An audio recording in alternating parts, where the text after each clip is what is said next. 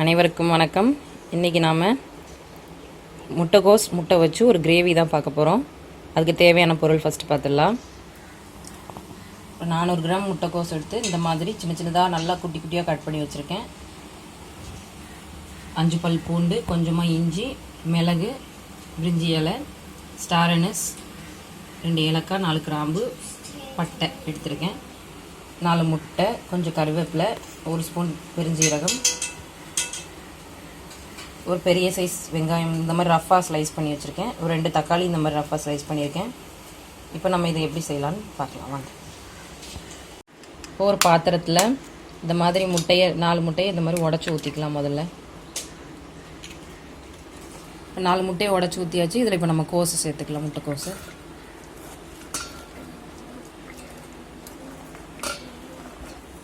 இப்போ கோஸ் சேர்த்தாச்சு. இதில் உப்பு தேவையான அளவு உப்பு சேர்த்துக்கலாம்.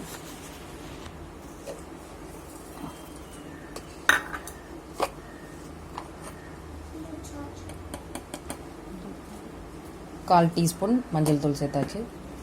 இப்போ காரத்துக்கு தக்கன மிளகாத்தூள் சேர்த்துக்கலாம். தனி மிளகாத்தூள்.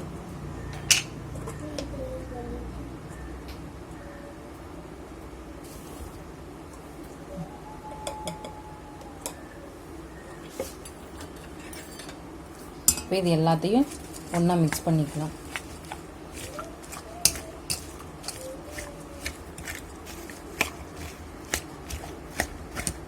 நம்ம அதை நல்லா பீட் பண்ணி வச்சாச்சு. அடுத்து ஒரு இட்லி பாத்திரத்தில் தண்ணி ஊற்றி நம்ம எடுத்து வச்சுருக்கிற எல்லா கரம் மசாலா, ஹோல் கரம் மசாலா எல்லாத்தையும் சேர்த்துக்கலாம். இஞ்சி, வெள்ளைப்பூடு, மிளகு, பட்டை, கிராம்பு, ஏலக்காய் இதெல்லாம் போட்டாச்சு. ஒரு சின்ன பச்சை மிளகாய் சேர்த்துக்கோங்க. இது எல்லாத்தையும் நம்ம இந்த தண்ணியில் வேக வச்சு அரைச்சிது எடுக்க போகிறோம். அதனால் அப்படியே சேர்த்துக்கலாம். இதை நீங்கள் பச்சையாக அரைச்சிட்டும் வதக்கலாம். ஆனால் இப்படி செய்யும்போது டேஸ்ட் நல்லாயிருக்கும்.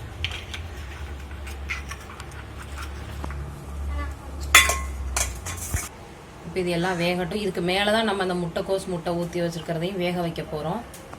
இது கூட 4-5 முந்திரி சேர்த்துக்கலாம். அது இந்த கிரேவிக்கு நல்லா குழுப்புக்காக தான். விருப்பப்படுறவங்க அதை சேர்த்துக்கலாம். இப்போ நம்ம அடியில் எல்லாமே போட்டிருக்கோம். அது வெந்துட்டுருக்கு.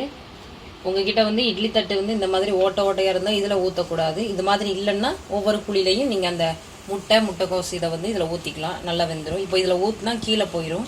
அதனால் நான் அந்த பாத்திரத்தில் வச்சுருக்கேன்.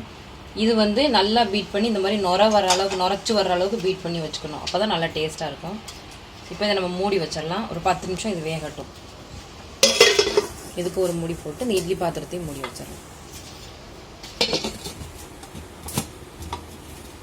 10 நிமிஷம் வெந்ததுக்கப்புறம் காமிக்கிறேன். ஓகே ஃப்ரெண்ட்ஸ், இப்போ நமக்கு வெங்காயம், தக்காளி எல்லாம் நல்லா வெந்துருச்சு. அதை நம்ம மிக்ஸி ஜாரில் மாற்றியாச்சு. ஆற வச்சு அதில் போட்டிருக்கேன். வேக வச்ச தண்ணி இந்த மாதிரி ஃபில்டர் பண்ணி எடுத்துக்கோங்க. அதையும் நம்ம கிரேவி செய்கிறதுக்காக யூஸ் பண்ணிக்கலாம். இப்போ இதில் கொஞ்சமாக உப்பு சேர்த்து நல்லா ஃபைன் பேஸ்ட்டாக அரைச்சி எடுத்துகிட்டு காமிக்கிறேன். இப்போ நல்லா நம்ம பேஸ்ட்டாக அரைச்சி எடுத்தாச்சு. இந்த தண்ணியை வச்சு இப்போ நம்ம கிரேவி செய்ய ஸ்டார்ட் பண்ணிடலாம். முட்டைக்கோஸும் வேக வச்சு எடுத்து வச்சுருக்கேன். அதை இப்போ உங்கள்கிட்ட காமிக்கிறேன். ஓகே ஃப்ரெண்ட்ஸ், முட்டையை வேக வச்சு எடுத்தாச்சு. அது வேக வச்சு இந்த மாதிரி கட் பண்ணி எடுத்துருக்கேன். இப்போ நம்ம அதை கிரேவியில் சேர்த்துக்கலாம். கிரேவி செய்ய ஸ்டார்ட் பண்ணிடலாம். ஓகே ஃப்ரெண்ட்ஸ், இப்போ பாத்திரம் அடுப்பில் வச்சு எண்ணெய் ஊற்றிருக்கோம். 1 ஸ்பூன் சோம்பு சேர்த்துக்கலாம்.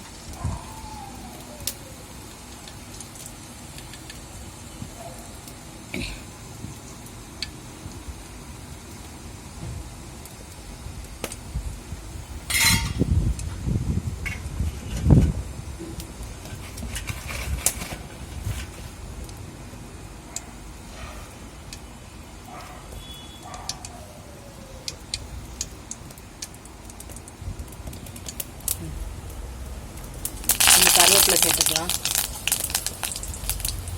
இப்போ நம்ம அரைச்சி வச்சுருக்கிற கிரேவி இதில் சேர்த்துக்கலாம். அதுக்கு இப்போ இதில் நம்ம தண்ணி வேக வச்சு தண்ணியே நம்ம ஊற்றிக்கலாம்.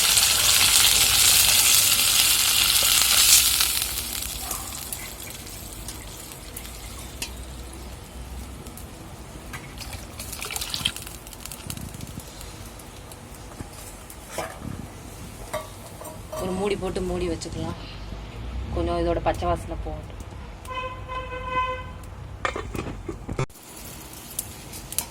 இப்போ கொதிக்க ஆரம்பிச்சிருச்சு. இந்த ஸ்டேஜில் நம்ம மசாலா பொடியெல்லாம் சேர்த்துக்கலாம். 1 spoon red chilli powder,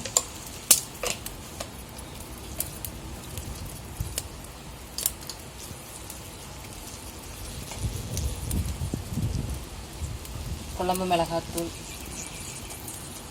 3 spoon,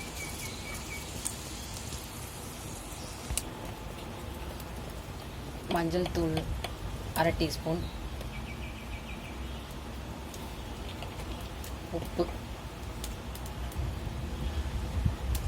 உப்பு வந்து நான் அந்த மசாலா அரைக்கும் போதே கொஞ்சம் உப்பு போட்டிருக்கேன். அதனால் உப்பு இப்போ நம்ம கொஞ்சம் பார்த்து போட்டுக்கலாம்.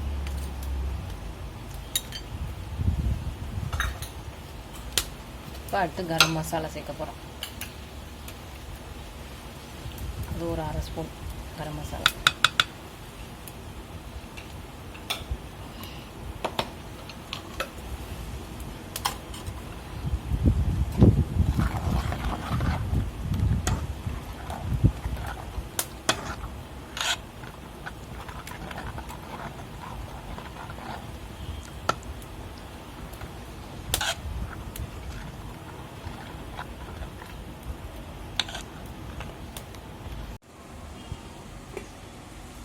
இப்போ நமக்கு கிரேவி நல்லா கொதிச்சிருச்சு.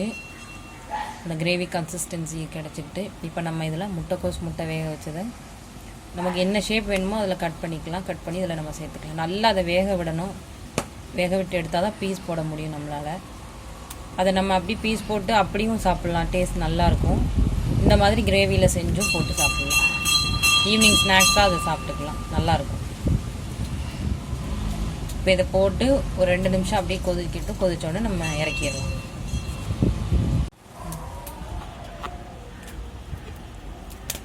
இப்போ நம்ம முட்டை சேர்த்த பீஸ் போட்டாச்சு. போட்டு 2 நிமிஷம் ஆகிட்டு நல்லா எண்ணெய் படர்ந்து வந்துடுச்சு. எண்ணெய் பிரிஞ்சிருச்சு நல்லா. இந்த டைமில் நம்ம மல்லி இலை குட்டி குட்டியாக கட் பண்ணி வச்சுருக்கோம். அதை சேர்த்துக்கலாம். அவ்வளோதான், நமக்கு ரெடி ஆயிடுச்சு. இதே மாதிரி நீங்களும் முட்டை இருந்துச்சுன்னா இதை மாதிரி ட்ரை பண்ணி பாருங்கள். இது இப்படி சாப்பிட்றதுக்கு நல்லாயிருக்கும். சப்பாத்தியோடு இது சாப்பிட்றதுக்கு நல்ல டேஸ்ட்டாக இருக்கும். இந்த வீடியோ உங்களுக்கு பிடிச்சிருந்தா லைக் பண்ணுங்கள். எங்கள் சேனல் சப்ஸ்கிரைப் பண்ணுங்கள், சப்போர்ட் பண்ணுங்கள். அடுத்து இன்னொரு இன்ட்ரெஸ்டிங்கான ரெசிபியோடு உங்களை எல்லாம் மீட் பண்ணுறோம். அது வரைக்கும் பாய். தேங்க்யூ.